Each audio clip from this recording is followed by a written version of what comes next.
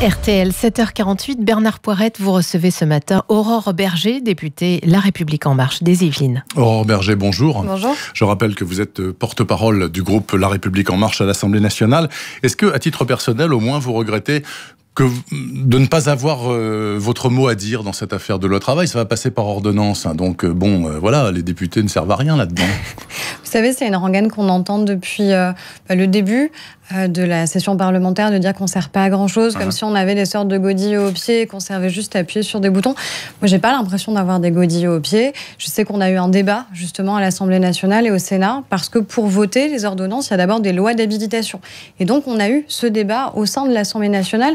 Ça a permis, par exemple, d'augmenter les indemnités en cas de licenciement. C'est une avancée qu'a permis, justement, l'Assemblée nationale et notre groupe majoritaire. Vous auriez souhaité pouvoir faire plus dans le cadre de ce débat ou de ce que vous avez pu apporter? Moi, je souhaite surtout qu'on aille vite et qu'on obtienne des résultats. C'est la raison pour laquelle on a fait le choix de passer par les ordonnances, justement, de manière à être rapide dans la manière avec laquelle on peut mettre en place des réformes qui sont essentielles. C'est un chantier qui va s'étaler sur 18 mois, avec notamment un point extrêmement important qui est celui de la formation professionnelle. Parce que je pense que la meilleure garantie quand même qu'on ait contre le chômage, c'est justement la compétence que l'on peut acquérir, la qualification, et ça passe par une réforme très profonde de la question de la formation professionnelle. Aurore Berger, cette Assemblée nationale tout à fait nouvelle, il faut le dire, à 2 mois maintenant d'existence et de pratique, elle fonctionne bien ou est-ce que sa jeunesse et son manque d'expérience posent des problèmes? Est-ce que ça coince? Moi, je pense que ce qui posait problème, plutôt dans les précédentes assemblées, c'est des gens qui étaient censés avoir beaucoup d'expérience, mais qui en fait étaient là depuis très longtemps. Et qui ronronnaient? Je ne sais pas si ronronner, mais je pense qu'en tout cas, la volonté de durer, ça ne permet pas forcément d'agir. Et nous, je sais qu'on a agi et beaucoup pendant cette session sur la prorogation de l'état d'urgence, sur les lois d'habilitation aux ordonnances, sur la loi sur la confiance dans la vie politique. Je pense que si on n'avait pas renouvelé cette Assemblée, on n'aurait pas mis un terme, par exemple, aux emplois familiaux, on n'aurait pas supprimé la réserve parlementaire, on n'aurait pas encadré les frais de mandat. Et ça, je pense qu'on doit au fait qu'on a une Assemblée qui est très renouvelée, à la fois sociologiquement, avec des gens qui viennent de la société civile, féminisée, ce qui change aussi beaucoup les comportements qu'on peut avoir au sein de l'Assemblée, et ça, c'est pas si anecdotique. L'ambiance est totalement différente?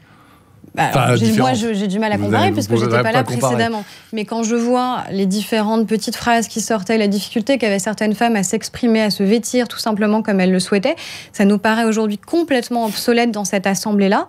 Malheureusement, ce n'était pas si évident que ça il y a encore 2 mois. Ça se passe bien entre vous et Richard Ferrand, le président du groupe? Oui, ça se passe bien entre nous et Richard Ferrand. Parce que bon, il est arrivé là où il est aujourd'hui après des zigzags un peu particuliers. Et tout va bien entre vous. Pas de zigzag particulier, il a été réélu, tout simplement, député du Finistère.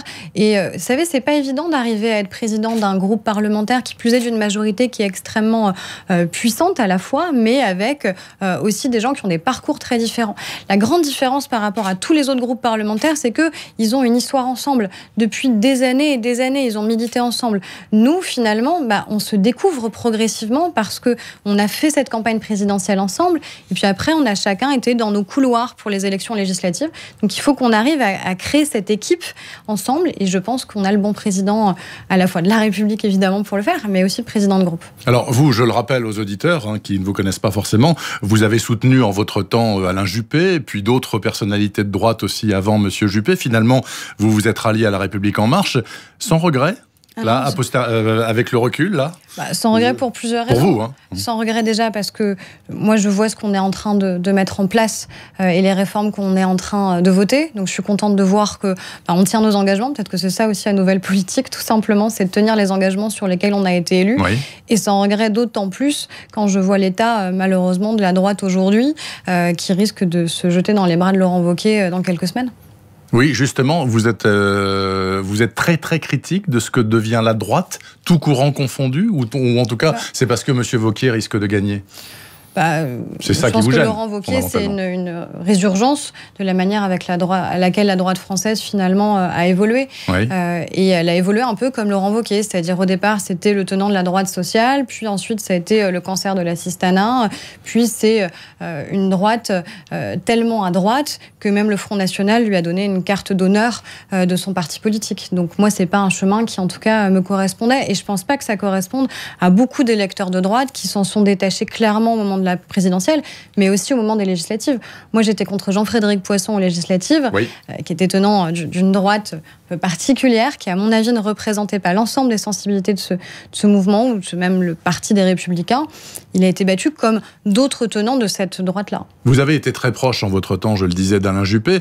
Je ne sais pas si vous avez encore le contact avec lui, mais lui, il ne parle pas trop aux journalistes ces temps-ci. Il a digéré, ça va, ses rancœurs, ses regrets peut-être? Moi, je ne l'ai jamais vu avec des rancœurs. Je pense que ce n'est pas la manière avec laquelle il a conçu sa vie politique et la manière avec laquelle il a exercé des responsabilités. Oui. Je pense qu'il a peut-être eu des regrets qui étaient légitimes par rapport à la manière avec laquelle aussi la primaire s'est passée, parce que je pense qu'il y a eu une ambiguïté sur la victoire de François Fillon, qui, je pense, n'a pas été élu sur le projet qu'il avait porté, mais sur un enchaînement d'ambiguïté, le fait que les primaires ont finalement plus servi à sortir du jeu des hommes politiques qu'à choisir certains d'entre eux. Et moi, en tout cas, c'est quelqu'un pour lequel j'ai énormément d'estime et d'amitié. À propos de François Fillon, on vient d'avoir la confirmation ce matin que finalement, il va reverser un peu moins de la moitié de tout l'argent qu'il a récolté pendant les primaires. Il y avait quand même des millions d'euros en jeu au parti, donc les Républicains.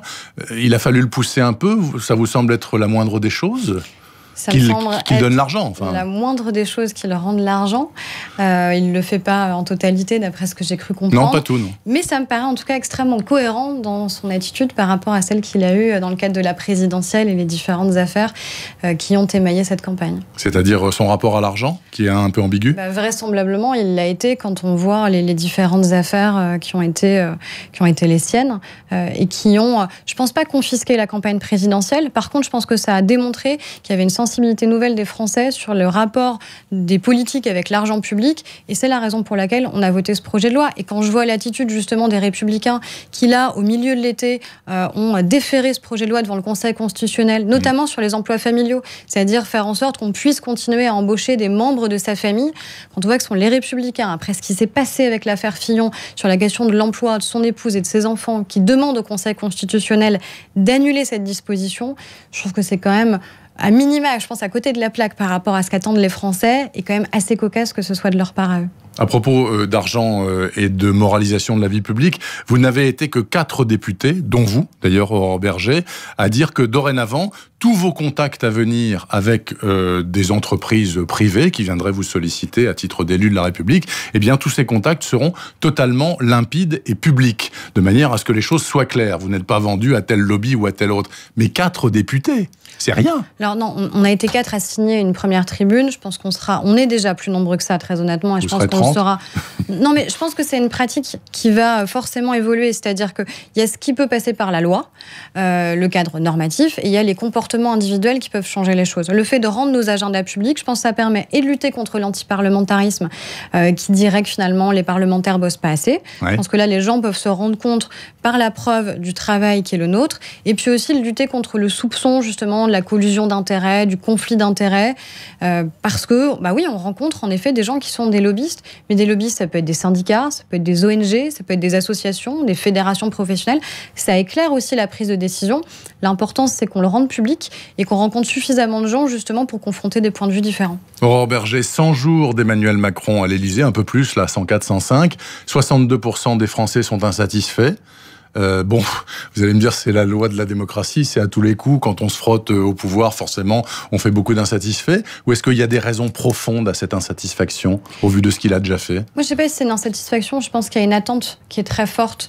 Moi, c'est ce qu'on a ressenti aussi pendant nos campagnes sur les législatives, c'est-à-dire qu'il y a une attente qui est d'autant plus légitime qu'on a été déçus par les quinquennats précédents, qui avaient promis des réformes et qu'ils n'avaient pas tenu.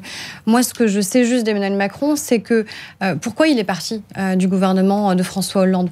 Parce que quand il a voulu réformer ce pays, avec une loi qui porte d'ailleurs son nom, il n'a pas pu aller suffisamment loin. Il a acté un désaccord sur la question de réformer la France. Et il est parti, il est devenu président de la République, il a permis d'avoir une majorité parlementaire à son mouvement politique. Donc moi, je ne suis pas inquiète sur le fait qu'on va réformer. Alors peut-être que le fait de réformer provoquera parfois des questionnements. Ce sera à nous justement d'expliquer, de faire de la pédagogie. Mais moi, je vois moins une insatisfaction qu'une attente qui est de nous dire on veut des résultats et on veut des résultats rapidement. Écoutez, on verra à l'usage, puisque cette rentrée est présentée par certains de mauvais augure, peut-être comme une rentrée explosive, potentiellement sur le plan social.